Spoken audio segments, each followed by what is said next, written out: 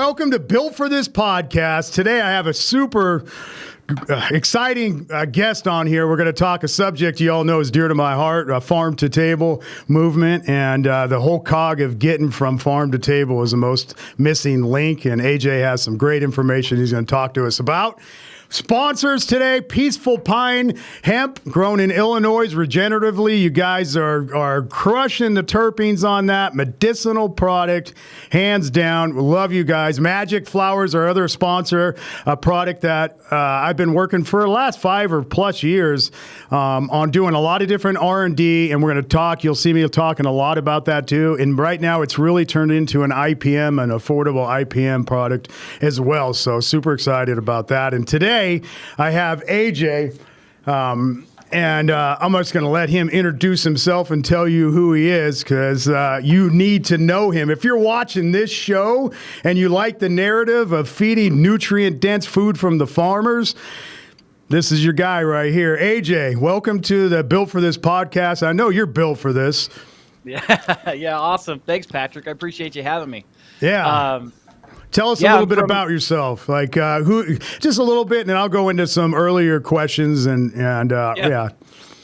Yeah, from Southern Utah originally, born in Sandy, up by Salt Lake, but raised my whole life in St. George, Utah, just outside Zion National Park. If people are most familiar with that area, family are 5 generations of ranchers. They went out to what we call the Arizona Strip in 1916, which they call it that because it's north side of the Grand Canyon, so you can't get there in Arizona unless you go out and around the state. So the government said, hey, here's some trash ground. Anybody wants to make it home, good luck, And so they went out there in wagons in 1916 and homesteaded it. And so I've been connected to agriculture my whole life. I'm the city slicker cousin, so I get to speak both urban and rural. I got to do all the cattle drives and brandings, but I didn't grow up doing the chores, so I have this ability to kind of see both sides and how to connect the two, which is, I think was part of the plan for me. I believe God has a plan for all of us, and I think that as I get older, I'm starting to see like that was really divinity involved, because man, I hated being the city slicker cousin. All I wanted to do was ranch my whole life. Yeah. But I had to go the long route to get into it. So see, that goes into the next question I always like to ask is like, as a kid, what's your imagination, your dream, and how was those moments of being a kid? How did they manifest into you today? Right, being a city slicker, wanting to be a farmer. I bet that's a story that we're going to hear right now. Yeah, for sure. I mean, my cousins liked it because they got to tease me for it, and I hated that, man. Because, mom, the culture is that whatever the dad does, right, is typically what the family does. And so I always say, if my mom was my dad, we would be ranching. But my mom married a guy from the city, and really, it's a blessing now because I can bring those two things together. And what I recognized was that the farmers are so busy farming, the last thing they want to do is sit on their phone and be like, "What's up, guys? Let me talk to you about what I'm doing here," and because they got work to do. But that's where the consumers are. The consumers are on social media. They're looking for the information, and so there's this disconnect. So being able to come in and bridge the gap between the two and help communicate farm speak to consumers and vice versa is really key. Yeah, I get it. And you're filling a void that has been, I've been searching for this. I call it fuck the middleman, not to be cussing, but really that's kind of the model, right? And so you see it in traditional agriculture, growing food. And you see it all over where the farmer's the one who's being told what he's not going to get. He's going to get a decrease the next year, and this is what he's going to have to do to get it. He's not going to make any money. The broker gets the increase, and the store's also making revenue.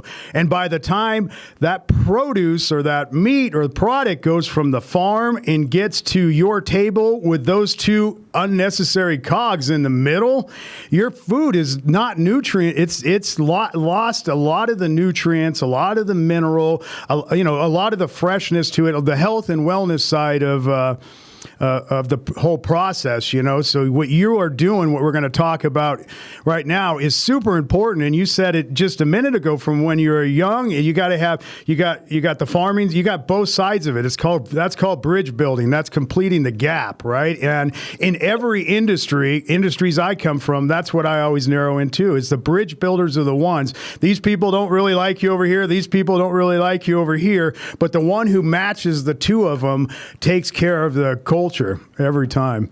Yeah, so tell us about what you got going on. The other thing I really want you to highlight through this is I hear you talking about regenerative lifestyle, beef, food, and talking about glyphosates and toxicities. I'm probably the biggest tester for all that stuff that you've probably ever met. I go so deep into parts per billion on all of it. So hearing you deliver not only a solution from farm to table, but show it in a value that's a health and wellness side of it. Respect, brother. Thank you for that. Yeah, thank you. I mean, you know it. Soil is king. I mean, the microbiology at every level. I was talking about this the other day that you know, the creator, God, works in patterns. You've got your soil health. Your microbiology is the foundation of a healthy planet.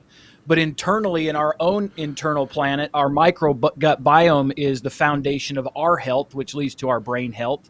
And then in spirituality, it's edification of the word, whatever word it is that you subscribe to. Amen. Edifies your spirit. And all of those, there's patterns in each of those that make us be functioning, productive human beings. And the further we get away from that, the further our society devolves. I mean, that's what we're seeing. We've got 70% obesity in the country, and the number of children that are considered type 2 diabetic from the food that they're being given it's a shame. It's a crime. And we need to make a difference there. And so what we wanted to do was cut out all the middlemen so the consumer could go right to the producer and ask the questions that matter to them most at the source, not hidden behind some BS white label claim that some company paid off the USDA to be able to put on there just so they could get fatter margins. That's what we live in. So we've got to change the whole system.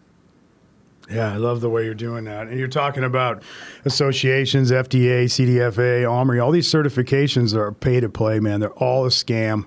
And so new ones need to become from the people and, qualifying in a whole different realm. I mean, I'm sure farmers that are shut out of a program because they're beyond organic, right? Or their process is beyond what they're allowed to claim. And they're just not big enough to scale up, so they're left out and they don't have the money to pay and play. So that's part of the middleman problem as well.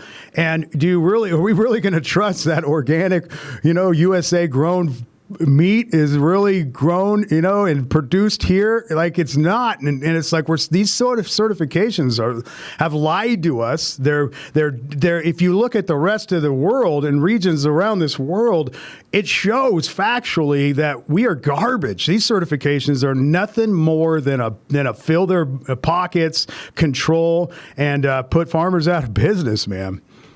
Yeah, and my experience is typically the claim from those certifications is that it's going to help you in your marketing. And so come buy this certification so you can stamp this, our company XYZ stamp of approval that you're legit, and that's going to help you sell. That doesn't help you sell and actually cost you more inputs, right? That certification is an input that farmers don't have the revenue to do all these inputs anyway. And so that's why I'm like, you know what, let's create a free market where the consumer and the producer can have the conversations directly, because I am going to trust my farmer when I have my conversation, have a few questions for him, and he can answer those back. I'm going to trust him more than the label that they subscribe for. Yeah.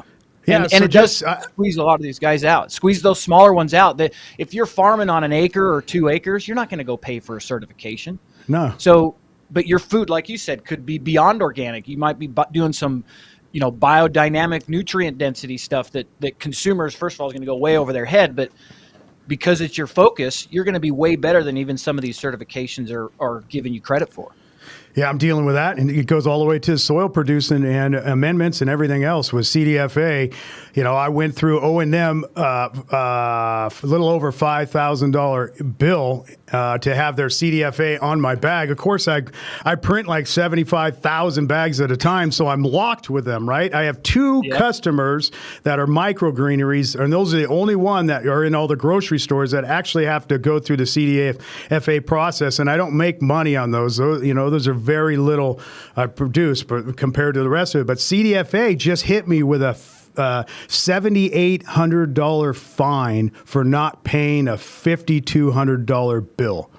Okay. Oh man. Like this is so. What is this? Like this is exactly what you're saying. These certifications, not only in farming, but even the producers down here. So, and you hit another thing on it was biologics and fungal. I can't. My soils and my products are so biological, not even active, but balanced. These are things that I can't claim and be organic through these certifications. So I'm niching all that. I'm going to put QR codes. I'm registering out of California in different states, and I'm So yeah, not to take up the time. Let's talk about your. I want to talk a little bit about WeFunder, what you need there, how you want to grow, where people can find you.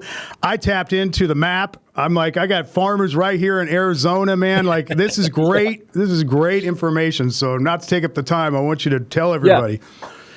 Yeah. Well, so if we're going to fix the system, when we fix the system, it's going to have to be by and for the people, right? Yep.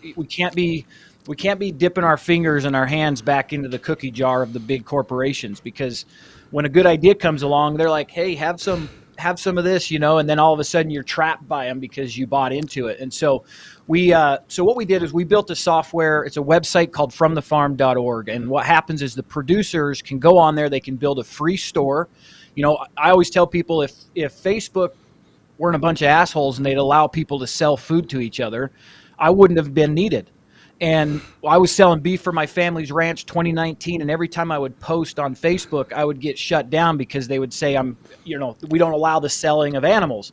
And I would try to appeal it and say, I ain't selling animals. I've got USDA packaged beef, which is legal to sell across state lines through the whole country. And you're denying my ability to promote this to my neighbors. So it wasn't working. So then you have to go and figure out how to market and sell. And that's a beast, as you know, right? And so you take your average farmer that's out there focused on the ground and focused on producing food, and now you expect him to park his butt in front of a computer for 5 hours a night trying to figure out algorithms and keywords and ad spend. It ain't happening. So I took a step back, selling beef for my family's ranch. We called to get our next round of slaughter processed. This was in April of 2020. And this was when the wheels started falling off of our food system. And I was totally clueless to how vulnerable we were. But we called to get our next round of slaughter, and they're like, yeah, we can get you in 18 months. Now, previously, it was, yeah, we can get you in next week. So COVID hits, everything just gets stopped. All this just-in-time delivery for process efficiency and profit for the big guys, that's how the whole system's designed. It just came to a screeching halt because they weren't processing beef in these multi-thousand head a day facilities. And so everything backed up, and all these guys sitting here with fat cattle, they can't afford to keep feeding them. So it's cheaper to hold frozen beef than fat cattle trying to feed them every day. So they flooded all of the small packers that we have left, and it broke the system, and the system has not recovered. I can call today, and in many places, I'm still 6 to 9 months out just to get slaughter. So this huge awareness of what was going on, because now my business is personally affected. We were growing really well, and then COVID hit. And for the first little bit, we skyrocketed, right? Because people were like, oh, shit, the store shelves are empty. So we took off for the first couple of weeks, and then we hit that roadblock. And we drove all over the state of Utah trying to squeeze processing in wherever we could, and then it stopped penciling out because the margins in food are so slim as it is. You add a few extra 100 miles of travel and transport, you've lost your margins. So I took a step back and said, man, the whole system's broke. And frankly, that's when Divinity got involved and said, hey, you should build something like Airbnb, but for local food. And so in a nutshell, that's what it is, right? So we built this platform. A producer can list their product for free. But what I didn't get the service for when I was selling direct, that I always thought, man, if somebody offered the marketing If somebody actually said, we're going to market this platform so you don't have to, and we're going to drive millions of customers to find you, you just have to do what you're good at, which is growing and making it available, then we could actually start making a difference, right? We could disrupt the existing market and start creating local food systems. The reason that our country is on the precipice of famine, and let me say that again. The reason our country is on the precipice of famine, because we are, is because the complexity of our food system. There are so many things that make our food system work that if any one of them were disrupted or were broken, we would see famine. We would see a complete disruption in our existing food system. Because, 85% of the meat sold in our country is done by 4 companies. 80% of that is processed in about 30 slaughterhouses. So 80% of the food feeding 320 million people is processed in 30 facilities. Crazy. Now you add on top of that 20 million illegal immigrants. And I was in a conference a few weeks ago where somebody that had worked for the CIA and the Border Patrol said we have, and this is just one of their statistics. Sure. We know there are 20,000 highly trained Chinese operatives waiting to be called up in our country. This is what he was telling us. Now, here's the thing. If when you start looking at all of the things happening in our country right now, and you have 30 slaughterhouses processing the food for 320 million Americans. I was military, wasn't anything special, but I was military, so I understand tactics enough. You got 20,000 highly trained operatives. You know what a slaughterhouse is considered? A soft target. It would not be difficult to disrupt our food system in a very significant way just by attacking our slaughterhouses. And how many of us have heard of, planes falling out of the sky, crashing into food facilities? All the time. All the time, right? So, yep. But the way you fix that is when you have tens of thousands of farmers and ranchers feeding their communities, now you can't take them out. Now you've got 10,000 targets versus 30. It's a much more difficult. Yeah, right. So we're here to change that system to give the, I spent 3.5 years. So once I had this idea, I went and found somebody that was really much smarter than me in software because I didn't know anything about software. And they said, the last business I'd ever get in is a software company because 1 in 2,000 make it. So he's like, if you're going to do this, you better know for sure there's a need and a demand and something that could be viable, right? Otherwise, you're going to waste a lot of time and people's money. So I spent 3.5 years talking to farmers, just asking them, like, if a system existed for you that worked for you, what would that look like? And the same phrase was brought up every single time.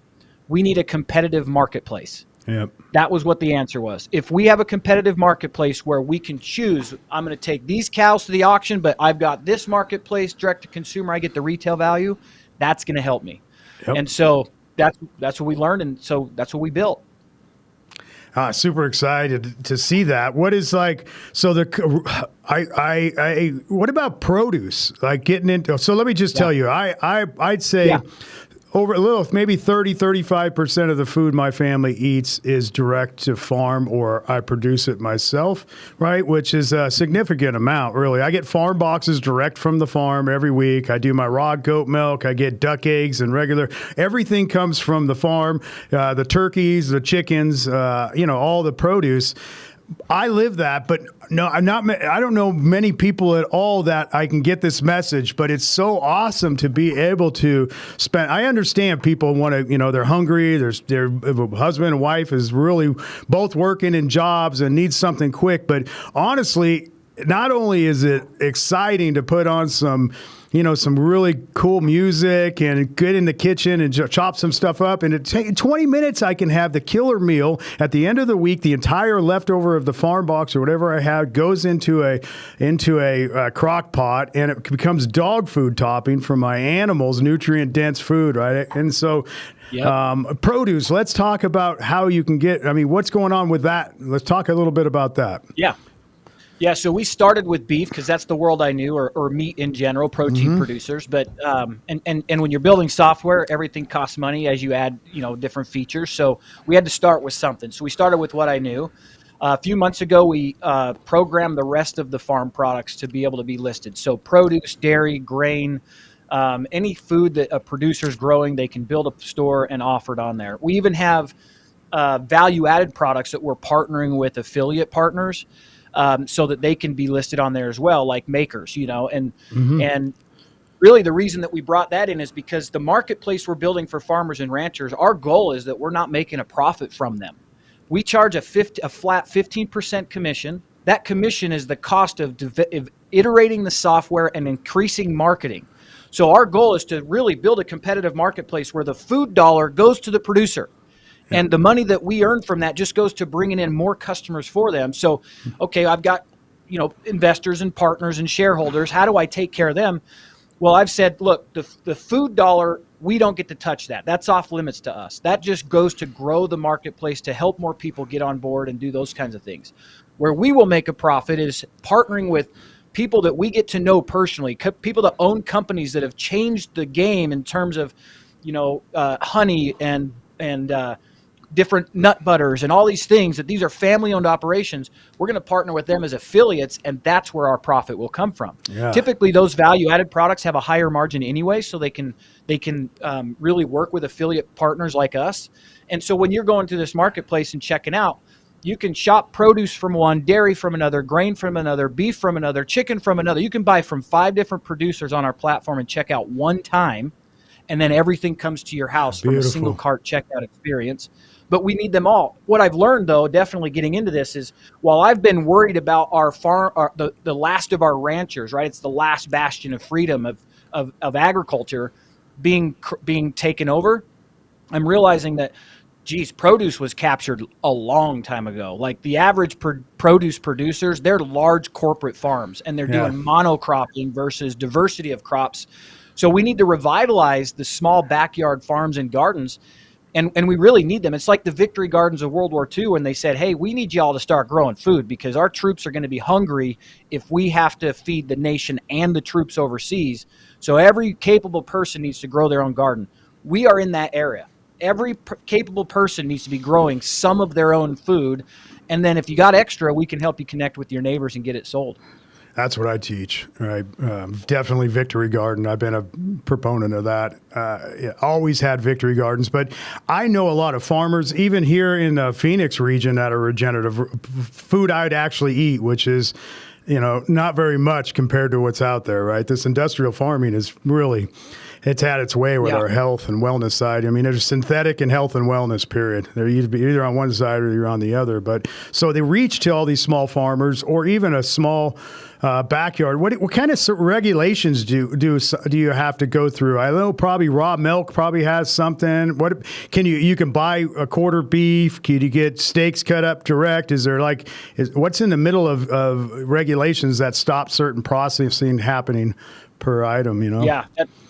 Yeah, that's a great question, and really it's a challenging one for us. It's going to cost us a lot of money just in legal side to make sure that we can do this, which is unfortunate, right? If every state had a food freedom law, then we wouldn't be jumping through the damn hoops. But those freedom laws exist. The laws exist to benefit the big corporations. I mean, they're greasing the palm of the politicians to make to tip the scale of balance when it comes to competition, so the small guy can't compete. Just like in Oregon when they tried to make every small dairy farmer follow the same regulations for the EPA that the large dairies did. Like if you had a single cow on an improved, piece of gravel where you just milked your cow there, they now wanted you to go through the same hurdles as the big guys.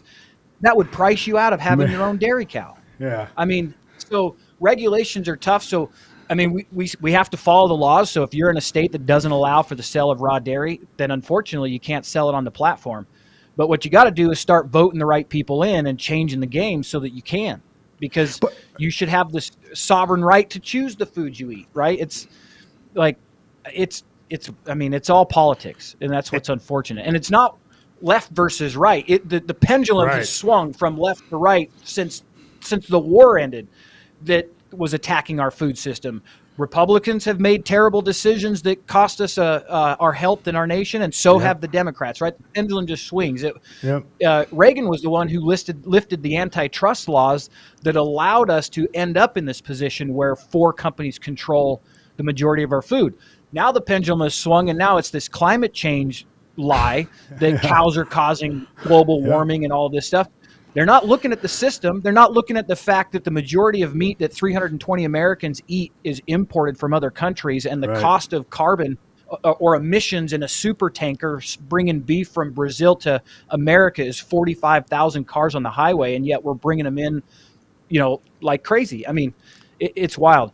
So yeah, the laws are the challenge, and we'll fight them. We'll find the right allies and so forth to fight them and help each state. But really, your state needs a food freedom law, and that way you can. So the food freedom law. This is what it means. If it's grown and raised in your state and you live in that state, then nobody's in between you and your ability to choose to buy it. It's your choice. That's what sovereignty is, and that's what we need. I mean, and if you're looking for a product, if you're looking for raw milk in your area, find a local farmer. I guarantee somebody is doing it and would love to take care of your family and build that relationship with you, no doubt. Easy. You just got to search for it a little bit. Sometimes you go to the farmers markets and you have to... farmers market is 90% brokers that are brokering other people's stuff. And it's like, it's go crazy. But I go to farmers markets. This is how I get relationships in any state that I'm in. I travel all over and I go to farmers market and have conversation with farmers. And as soon as I start talking about nutrient dense food or even start throwing some biologics and colonies and fungal out there, I either lose them immediately and they have no idea what they're talking about, or you get a guy like me that starts doing backflips and then he becomes my best friend. We're talking every week. Right? Because they're one-offs, cut from the same cloth. Yeah, exactly. On our platform, we made the decision that we're not going to restrict anybody's we're not going to restrict the sale of food if somebody's doing it conventionally versus regeneratively. Sure, I see that. Yeah, and the reason for that is I believe that regenerative agriculture is the future that we need to see, right? It's going to fix water cycles. It's going to fix soil biology and soil health. It's going to fix the nutrient density in the food we eat, which is then going to transfer to us and fix us and all these things. But I'm not going to be the guy to go to the conventional farmer and convince him to do it another way. It's going to be his neighbor. It's going to be his peer. And when that conventional producer looks next door and see that this year he got a new horse trailer, next year he got a new truck, the next year he got a new side-by-side, he's going to go, what the hell are you doing? And that guy's going to say, I'm just not spending money in chemical fertilizers and nitrogen and pesticides, herbicides, fungicides, and fuel to till my ground. So that's all going into my bank account, which is what bought that horse trailer. And now that conventional farmer's going to be like, yeah, he's going to be like, okay, so tell me what you're doing, because that's where the transformation is going to happen. Peer to peer, not some outsider coming in and saying you're doing it wrong. Yeah, sustainability is a whole. I wrote a bunch of stuff on sustainability, especially in cannabis up in Mendocino County, because we had an association and we were trying to get the word out. Same thing. It's choice for me. If you want to, I don't. Whatever. I have this choice. I'm a nut job. Some people think, but I'm pretty healthy, and I'm happy, and I feed my microbiome, and my soul is the exact same microbiome as my gut to my soil. All of that, but. The certifications I was saying, the program that we wrote for sustainability, we had 5-star rating. Because there's a transition you were talking about. People start seeing it and then they start transitioning. And we had 1 star, we had a 4-star, going all the way up to true sustainability, where everything, including labor, was produced 100% on the farm. Nothing was brought in. Money exchange, true sustainability is you're doing your own accounting, you're doing, it goes all the way down. That's like the 5-star rating. But there's a whole process and able to get there, especially when you're coming from a synthetic lifestyle, trying to figure this one out. Because it is a difficult transition. I always say for farmers and any kind of agriculture or farming, take a section, try it, kind of get that, see how it works for you, and then grow from there. Transitioning 100% is a nightmare, and it could be a huge failure as well. So sustainability, I loved on your going through that because you can read the descriptions of the different farms on your website, right? So I was learning about the farms here that I didn't even know in Arizona, and I'm like, I'm going to go out and read. Their phone number was there, right? So I'm reaching out to these people. I'm going to get to know my farmers, and for a guy like me, thank you. Like, really, thank you, man. This is great. Yeah, thank you. I appreciate it. This has been the biggest undertaking of my life, and we're just getting started. And I know it's just going to heat up more. And it's really That's why we call it the Feed the People, Buy the People campaign, because it's the people that are going to demand the change. And we're just here to help the two connect and make sure that fair market exists, and that we have, I heard this thing, the difference between food sovereignty and food freedom, food sovereignty and food security. Food security is simply being able to keep your belly full. Like if I can eat some synthetic made up BS in a lab, they can claim that I have food security. But food sovereignty is my right to choose what I eat. So if you take my right to have raw dairy, you've taken my food sovereignty. Now you can say, well, we've got this pasteurized stuff, so you're good. That's food security. I don't want food security. I want food sovereignty. Yeah. I want my choice to choose what I drink and what I eat, and want to be able to choose where it's coming from, and not have some politician that's a part-timer tell me what I can and can't do. I deal with that. That's, as an activist, there's no segregation in agriculture. Like, plants save lives. It's the way it is, man. Food's nutrient dense when it's done responsibly. Period. Same with any other health, or beef or chickens or eggs. I mean, it tastes so much better. It feels so much better. My kids are so much healthier. So I got to wrap this up too. I mean, what else? How can people get to know you? Like, tell me, reach out. What are your needs? If you need anything, like you and I are connected, anything you need from me, I'm a marketing machine. I can just throw some words out. So, but tell people how to find you, what to look for, and what you need. Like, what's your ask? Yeah. So fromthefarm.org is where you can get to know your local farmers and ranchers. We're still growing. So if you know any locals, send them our way. We'd love to bring them on the platform, tell them what we're up to. So fromthefarm.org, there's also a link there to our WeFunder. So one of the things that we're committed to is we are never selling. We are never selling, which means I'm not bringing money in that's going to be on the board, that's going to breathe down my neck when JBS shows up with $1 billion check to buy me out. We ain't doing that. This is our chance to change the system. But in order to do that, we have to be creative with capital. So that's why we're doing a crowdfunding. If we can fund this next run, our goal is $5 million. If we can fund this next run by and for the people, it's a rev share. So you actually get 2x return on your investment. We pay that out at 15% of net revenue quarterly starting next year. We wanted to be at a place where we could actually give the consumers, the supporters, some real value in return. And that's why we waited until we had this ability to do an actual SCC regulated crowdfund. And so if you go to WeFunder or go to our website and go to the WeFunder, that's our biggest ask. Help us fund the next growth cycle so that we don't have to even entertain venture capitalists that just want this for the dollar, because they all see it. When I talk about this, people are like, holy shit, this is disruptive. It's going to be worth a lot of money. And I said, yes, it is, but we ain't doing it for the money. So you're out. That's right. I mean, and if anybody's listening out there, this is your opportunity. You can be part of this. You can take a stakehold in this company. And I'm telling you right now, this is our future. Like, if you're going to investment dollars, this is it. So definitely go check them out. Check AJ out. And thank you for coming on the podcast today. Where's your next event going to be at? Like, I know you're going to Molly's, right? Sovereignty Ranch. Yeah. You're saying, like, what's the date on that? Yeah, it's in November. We'll have some information on From the Farm USA on Instagram for that, but I'll be at Chef Molly's place at Sovereignty Ranch. There's a regenerative conference coming up that they're going to have me speak at. So we'll be out there, and I'm really excited. I've been out there before. Chef Molly's amazing. Her brother Ryland's incredible. Ryland was one of the founders of Kiss the Ground. So these people are on it. They're amazing. I think we'll be out there in about 10 days. I'm heading out that way. I got a huge event in Texas, so we're going to go stop in. Anyways, man, Thanks for coming on the show. I'm right here. You ever need anything, just reach out, man. Let's go. Like, same team. Like, I 100% support what you're doing, and I'm proud to be able to sit here and tell people about you. So thank you for that. Thank you. We'll be coming down for Christmas, so we'll come and say hi. Okay. We'll break some bread together. We'll get some good food together. I'll show you some local farmers around here right now that are doing it right. Oh, man, I love that. Awesome. Thank you.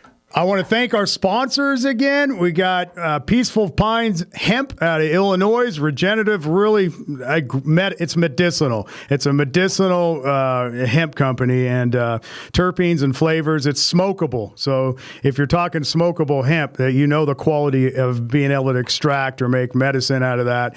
A lot of hemp isn't really smokable because it just isn't that health and wellness side of it, but this definitely is. So look them up.